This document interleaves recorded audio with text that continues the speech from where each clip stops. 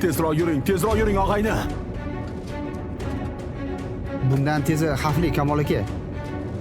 Xavotir olmaysiz. Men bu yerlarda yuraverib o'rganib ketganman. Hozir mana bu yerdan kesib chiqsak bo'ladi. Qanchada yetib olamiz? Yana ozgina yursak kesib chiqsa bo'ladigan so'qmoq bor. Moshinangiz o'ta oladimi so'qmoqdan? Ha, men shu tog'larda katta bo'lganman.